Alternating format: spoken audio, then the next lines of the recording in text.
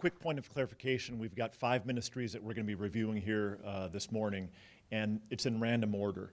And so from there, we'll go on to the awards.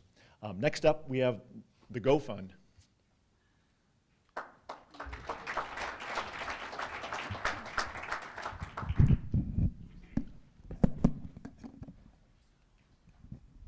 There are currently 400,000 missionaries working somewhere in the world. Would you believe that out of those 400,000, only 13,000 are working among peoples least reached with the gospel of Jesus Christ? That's 3% of our Christian missionary force trying to reach 40% of the world. At the Go Fund, we have a vision of adding 13,000 more missionaries to be working among the unreached, that these people might have access to the gospel for the very first time. My name is Luke Womack, founder and executive director of a group called the Go Fund, and I'd like to share a piece of my story today with you. So this is a picture from a long time ago, as most pictures are. I'm one of 5 kids in a wonderful family. I was also a pastor's kid, so you could say as the middle child of 5 and a PK, the odds were a bit against me. However, God was very gracious to me. I wouldn't change many things about my childhood at all, the least of which being my family. My dad came into the room almost every single night and shared a scripture with me. My brother and I were in bunk beds, and he'd come and share stories about David and Goliath, Daniel and the lion's den, etc. So my knowledge of scripture doesn't come from my own discipline so much, but my dad loving me. And I thought, like most kids probably do, that this was the status quo across the world. Every kid surely is just like me.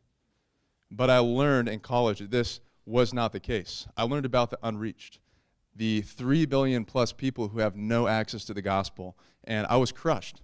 I learned that 3 billion or 2.9 billion people have no access to this good news that I had as a kid, and that 97% of these people live in an area called the 1040 window.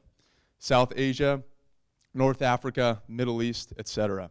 And I don't know about you, but stats do something for me, for my head, but I had to see it for myself. I wanted to feel it with my heart and experience it. And so 2010 summer, I went to India, and to be honest with you, it was the worst summer of my life. I love India, love the culture, love the people, the smells, the food, everything. But my heart hit a low when I saw a man bowing down to and worshiping what I knew was an idol, because by God's grace, my dad had taught me.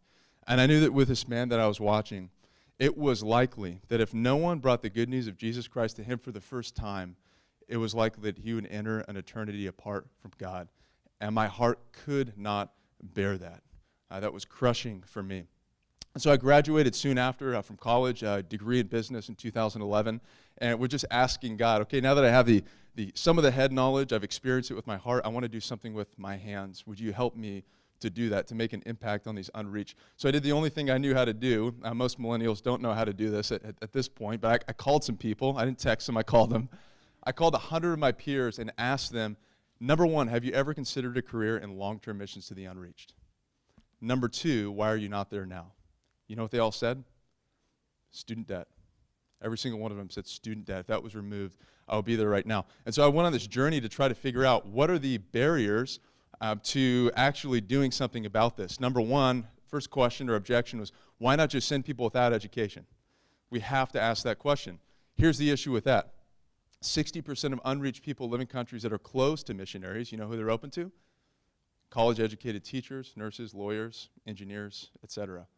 So if we're just to neglect those who have an education, then we're to neglect 60% of the unreached who don't have access to the educated or to a missionary, because you can't just go into a country as a missionary in many cases, but you can go in as a college-educated person to bring economic value. Secondly, why not just send without debt? Certainly some graduate, believe it or not, without student debt, but the truth is that most don't. 62% of college graduates walk the stage with about $32,000 in student debt. So if we're just to neglect those who have student debt, you're to neglect 62% of your sending base. So that didn't work either.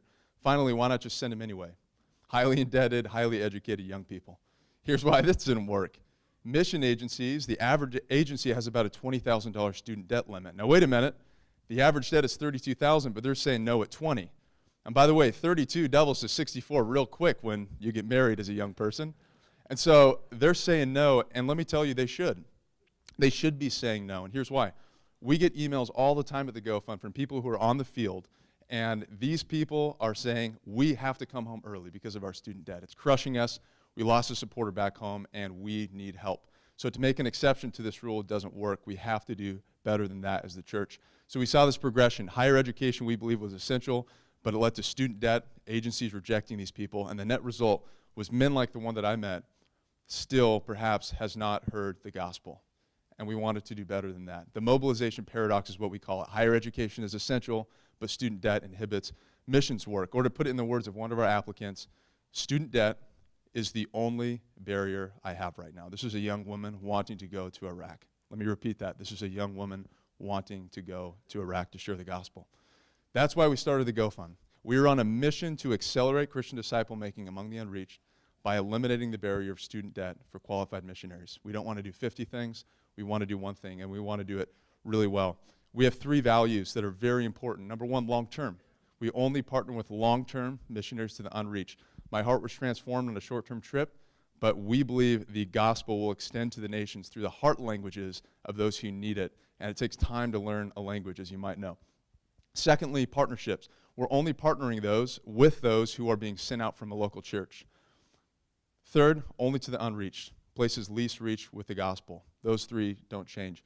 We use what's called a 100% model, meaning 100% of what we raise publicly, online, at events, etc., goes directly toward our missionaries, and we raise all of our other funds separately, our operating funds. We have a team of 7, 6 of those full-time. All 6 of them have raised their salaries, including my wife and I.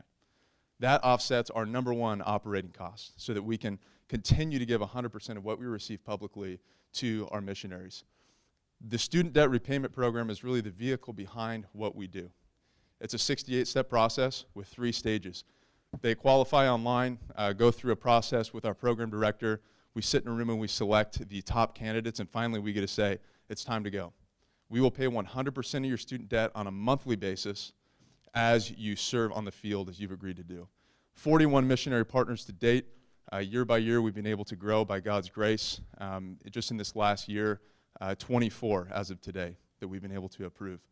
This is kind of what the world looks like with the Go Fund colors on it. We want to continue to light that up. But all of these places are places without access to the gospel. David and Emily Rimstad, our first missionary partners, currently serving in Papua New Guinea, learning the Malayalee language for a group that currently has no books, no written language, and especially no Bible. That will change because of the help of those who have helped send them out, partners of the Go Fund. $5,000. That is what it costs to get a missionary on the field, pay 100% of their student debt, and change the story in their life from A to B, so that they might not be able to say, it is the only barrier I have right now. The way that we've been able to grow is through major events. We hosted an event in 2015. It brought in 91,000. It cost us about 12. Felt pretty good about that ROI. 100% of the 91 went directly toward our missionary partners. And over the years, we've seen those events grow. Cumulatively, these events have raised about $724,000, on average about a 5-to-1 return on investment. We want to continue to put these events on because they work. In this next year, our goal is to put on 5 events to raise $600,000 so that we can fund 30 new missionary partners to go out who wouldn't be going out otherwise. We've hosted events in Orange County and the Inland Empire, and we want to add 3 more: Central California, Northern California, Dallas, Texas, where we have relationships and where we have partners so that we can do that.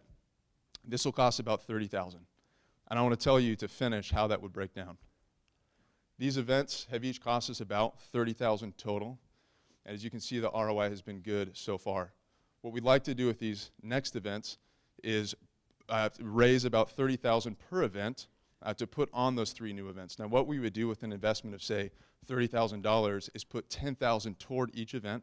We'd raise the remaining funds from table hosts and table sponsors, but we need some seed capital to launch these, because the hardest part of entering a new market is raising the funds, of course, to put on the event in the first place. But when these people sit down and they hear the stories of the missionaries who've gone out, I believe they will be compelled to give by God's grace and direction.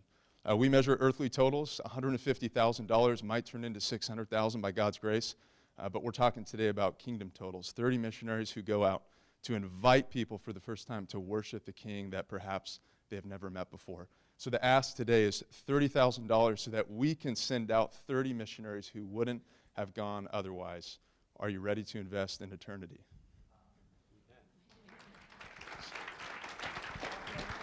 Okay. Thank you, Luke. Luke, besides money, tell us about the biggest obstacles you've faced to grow the Go Fund. One of the biggest obstacles we face outside of funding, believe it or not, is not missionaries. We have partners coming all the time through google.com. I'm sure you've heard of it, searching for a missionary, student debt relief, help, desperate, ... Go Fund, Go Fund, Go Fund. No one else is doing this. One of the other barriers that we've historically had is exactly what you mentioned, how to get people involved besides money. What we've done is we've launched an initiative called the Rope Holder event, and it's essentially a 90-minute discussion group in a box. We have a couple of boxes in the back right here, but it basically allows people to host a vision dinner in their home, so to speak, gain exposure to God's heart for the nations, and share about this with their friends. Something that I didn't know about, the underage crisis, you can now share with your friends in your living room with a very well-done rope holder event. So our biggest obstacle at this point, outside of money, is getting people to host those events. And if you'd like to host one, again, visit us in the back. Right. Thank you. Okay. Luke, what kind of talents and gifts in kind would you like from the audience that you feel could take your ministry to the next level with all of the fundraising you're doing?